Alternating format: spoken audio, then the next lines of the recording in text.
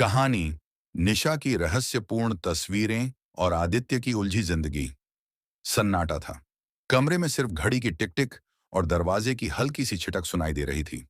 जी, ये निशा बेबी की पार्टी की तस्वीरें हैं। उनकी एक सहेली ने भेजी हैं। एक लड़की ने दरवाजा खोलते हुए धीरे से कहा। ठीक है, वहीं रख दो। घर की नौकरानी ने रूखा जवाब दिया। अब यहां खड़ी क्यों हो? जाओ, अपना काम करो। तभी जैसे माहौल में एक बवंडर आ गया हो। ये क्या है? एक तेज आवाज गूंजती है। निशा कमरे में दाखिल होती है और उसकी आंखों के सामने वही तस्वीरें तैर रही हैं। तस्वीरें जो उसकी छवि को मिट्टी में मिलाने की साजिश लग रही थीं। ये किसने भेजी? उसकी आवाज कांप रही थी, लेकिन वो गुस्से से थरथरा रही थी। ये सवाल नहीं कि किसने भेजी। सामने खड़ा लड़का बोला। सवाल ये है कि तू इन तस्वीरों में कर क्या रही थी? तुम्हारा मतलब क्या है? निशा की आंखें लाल हो गईं। तुम यह कहना चाह रहे हो कि मैं कोई अच्छी लड़की नहीं हूं? मैंने पहले ही कह दिया था। निशा की आवाज भारी हो चुकी थी। मेरी जिंदगी में दखल देने की जरूरत नहीं है। मैं जानना चाहती हूं कि ये तस्वीरें भेजी किसने। फिर एक फोन उठाया गया और निशा की चीख निकल गई। माया, तुम? कैसे हिम्मत हुई तुम्हारी ये तस्वीरें मेरे घर भेजने की? खुद को मेरी दोस्त कहती थी ना। अब से भूल जाना, मैं तुम्हारी कभी दोस्त नहीं थी और ना कभी बनूंगी। You are a loser. वातावरण भारी हो गया था, पर यह तो शुरुआत थी। अब घर के अंदर तूफान उठ खड़ा हुआ था। ये लड़की अब हाथ से निकल जाएगी। निशा की मां चीख उठी।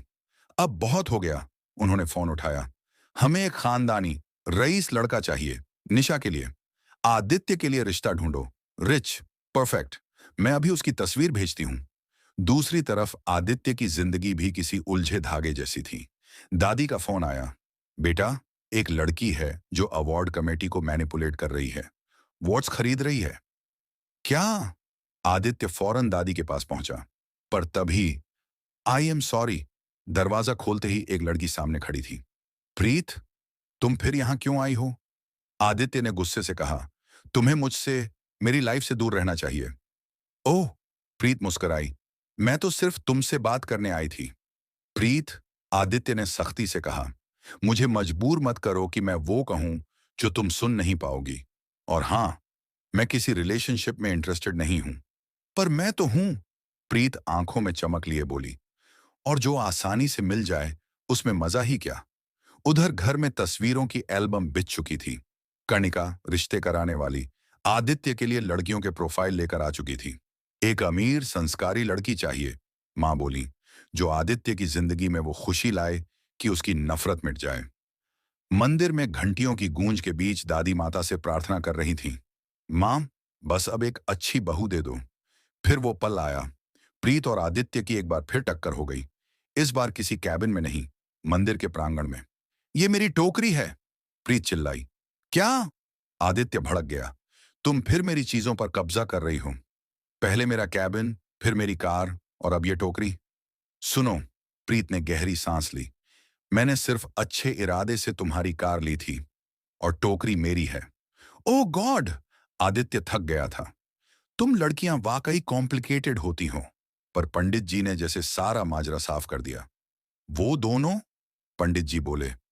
बहुत प्यारी लड़ाई कर रहे थे। नई शादी लगी लग रही थी। निशा चौंक गई। क्या? पत्नी? हाँ बेटा, पंडित जी मुस्कुराए। लड़की ने मांग में सिंदूर नहीं लगाया था शायद, पर प्यार था। प्रीत चुप रही। आदित्य उसकी तरफ देखता रहा। कहीं ना कहीं उसे ये एहसास होने लगा था कि शायद, शायद यही वो लड़की है जो उसकी नफरत को प्यार में बदल सकती है। रात में आदित्य अपने कमरे में बैठा था। तस्वीरों की एल्बम उसके सामने खुली थी। हर चेहरे में कुछ कमी थी, पर एक चेहरा ऐसा था जो बार बार उसकी आंखों के सामने आ रहा था। प्रीत का चेहरा। क्या मैं गलत था? उसने खुद से पूछा। दूसरी तरफ निशा अब तक इस साजिश की तह तक पहुंच चुकी थी। अब बहुत हो गया, निशा ने खुद से कसम खाई। जिसने मेरी जिंदगी तबाह करने की कोशिश की है, उसे अब मैं छोड़ूंगी नहीं। अगले दिन सूरज की पहली किरण के साथ एक नई कहानी की शुरुआत हुई। कणिका एल्बम लेकर आई। ये लड़की, दादी की आंखें चमक उठी। क्या नाम है इसका? उन्होंने पूछा। प्रीत, कणिका मुस्कुराई। वही तो है। आदित्य की आंखें भी चमक उठी। जो मेरे कैबिन में घुस गई थी, मेरी कार ले गई थी, मंदिर में टोकरी को लेकर झगड़ रही थी और मेरे दिल में कहीं घर बना चुकी है। समाप्त नहीं, अब ये तो बस शुरुआत है।